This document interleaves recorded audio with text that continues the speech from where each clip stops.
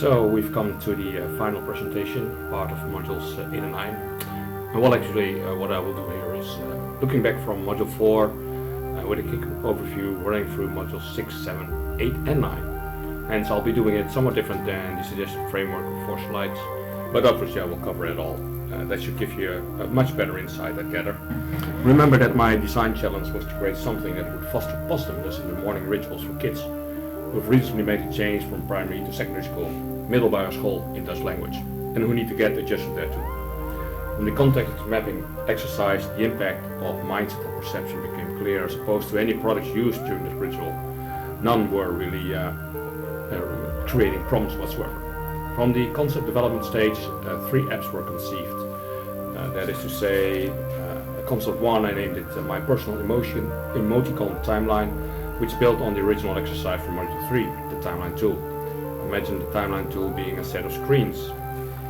And concept 2, which goes into less detail for the single user, but is more for a group, hence the name My Group Mood.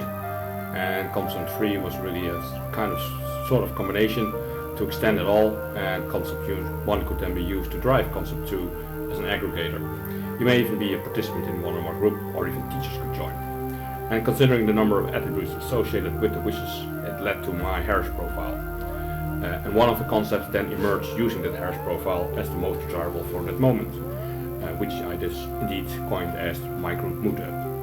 Prototyping was done in a rudimentary manner for modules 8. Indeed, no fancy mock-up, but extremely basic. What I wanted to test then was also quite rudimentary, the human factor indeed, based on 4 fundamental questions. The outcome was still surprising to me, and as also happened during the course when doing the context analysis and at various moments thereafter. Assumptions simply are not true, hence this is why they are indeed assumptions and need to be verified. So partially the prototype concept worked and led to the desired outcome of positive influence on the mindset of youngsters.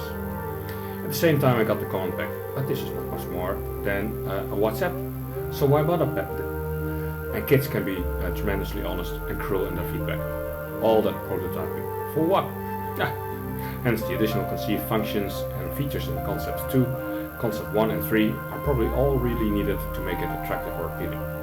Meanwhile, the test experiment was thus worthwhile with minimal cost. Still expensive though. This led to my final and personal recommendations. The question, what could be improved? I would be helped with more true practical information about the workload for each of the modules on beforehand. That would really help my personal planning. The 6 to 8 hours really do not mesh up. Of course, partially I'm guilty myself, being a perfectionist, whilst at the same time suffering indeed from the student syndrome, so to speak. Then changing the submission times helps on the one hand, yet at the same time is much confusing, primarily as it impacts prioritization of all my other activities than the MOOC.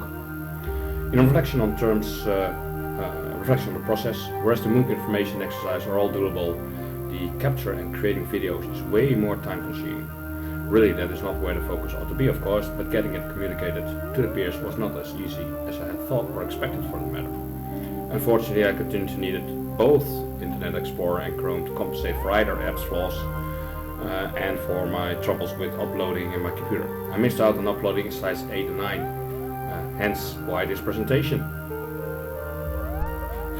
And do please be aware that December is really an overloaded month business-wise, with quarter endings, year endings and all the workload that it creates, such that even the time extension was really not more than a drop on a hot boiling plate.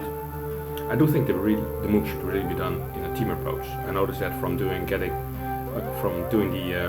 peer reviews and getting more ideas from it. There's so much more to gain from that exercise, from working together I mean. But then again, with the great distribution of participants, that can obviously not be a demand or precondition. So what remains for me is to thank you all, both my peers and the tutors, for helping me getting an understanding of this DDA approach, and wishing you all a good time and a good year. Bye bye.